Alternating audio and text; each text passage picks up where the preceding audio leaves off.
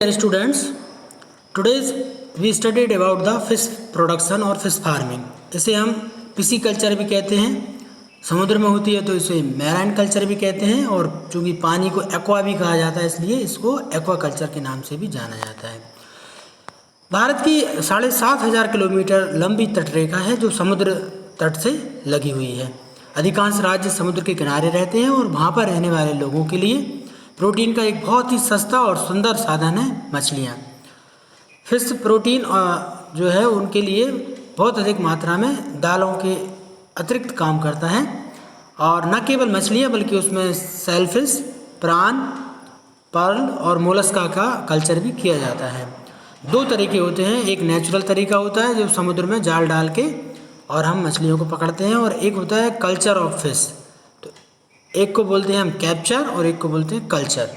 Capture मतलब natural जो fish है उनको आपको जाके समुद्र में नाव के द्वारा पकड़ना है, ये कैप्चरिंग ऑफ फिश कहलाता है। और दूसरा तरीका होता है आपको समुद्र में ही या नदी में, तालाब में कहीं भी आप उसको फिश को कल्चर कर रहे हैं और इनको बेचकर बाज़ार में एक अच्छी आमदनी प्राप्त की जा सकती है। तो सबसे पहले हम मैराइन कल्चर की बात करेंगे।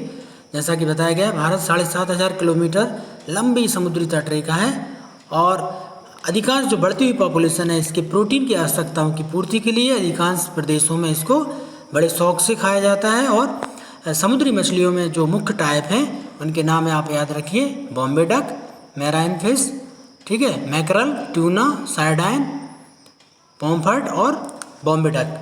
ये मछलियाँ जो है समुद्री मछलियाँ, एक बार फिर से मैं बता देता हूँ आपको। इसमें पॉम्फ्रेट है, मैकरल, ट्यूना, सार्डाइन, ये जो है समुद्री मछलियाँ हैं जो समुद्री स्तर पर इनको प्राप्त किया जाता है। हाई इकोनॉमिक वैल्यू है, विदेशों में तक हम इसको निर्यात करते हैं और बहुत अधिक मात्रा में हमको ये इनकम का सोर्स भी है। कुछ इसमें बैटकी और पर्ल स्पॉट्स वाली मछलियाँ भी हैं, प्राण हैं, झींगा मछलियाँ हैं, जिनसे हमें बहुत अधिक मात्रा में आय प्राप्त होती है।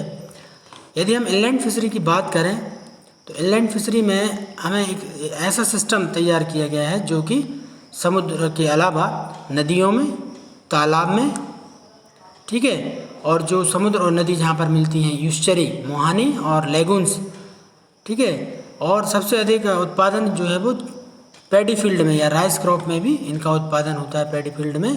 तो इस तरह के उत्पादन को, जो मीठे पानी की मछली उत्पादन है, इसको इनलैंड फिशरी कहा जाता है। और इनलैंड फिशरी के अंतर्गत मीठे पानी में जो मछलियाँ हम कल्चर करते हैं उनमें कटला है, सिल्वर कार्प, रोहू, ग्रास कार्प, मृगल और कॉमन कार्प।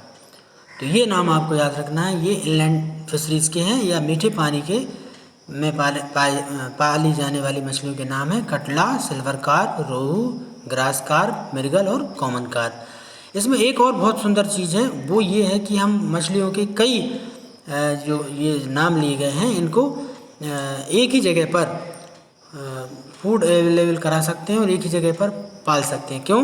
क्योंकि जो कैटलास हैं ये सरफेस फीडर रहती हैं, केवल ऊपर ऊपर वाली जगह रहती हैं, नीचे नहीं रहती। रोहू जो है वो मिडिल जोन में रहती हैं, ठीक है, तालाब के। मृगल और कॉमन कार्प जो है बॉटम फीडर है। यानी इस तरह से हम एक तालाब के अंदर देखें तो सबसे ऊपर आप रहेंगी कैटलास, ठीक है, बीच में जो रहेंगी आपकी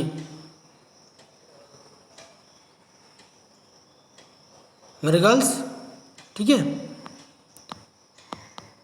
और जो सबसे नीचे बॉटम फीडर की जिनकी बात की जा रही है ये रहेंगी कॉमन कार्प।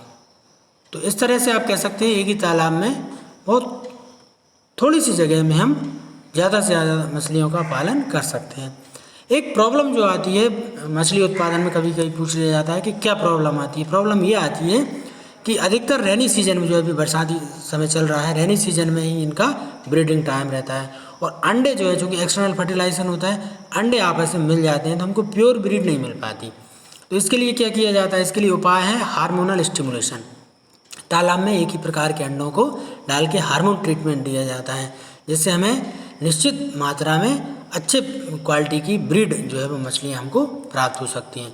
तो इस तरह से हमने पढ़ा मछली पालन में हम क्या कर सकते हैं, समुद्र के द्वारा भी मछलियों को कैप्चर कर सकते हैं, ठीक है, और दूसरा हम नदी तालाब में कल्चर भी कर सकते हैं।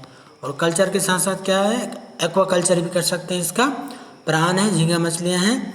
अच्छा, मैराइन में आपने देखा, ठीक है, बॉम्बे डक, सार्डाइन, हिल्सा, ये आपकी जो है ये मछलियाँ जो थी कैसी थी, ये रहने वाली थी समुद्र में, ट्यूना, पॉम्फ्रेट, मैकरल और सार्डाइन, बॉम्बे डक। और जबकि आप यदि बात करें मीठे पानी की मछलियों के नाम, कैटला, सिल्वर कॉर्प, रोहू, ग्रास कार्प और मृगल, ये सब आप नाम याद रखेंगे और अच्छे से आप तैयारी कीजिए। Thank you.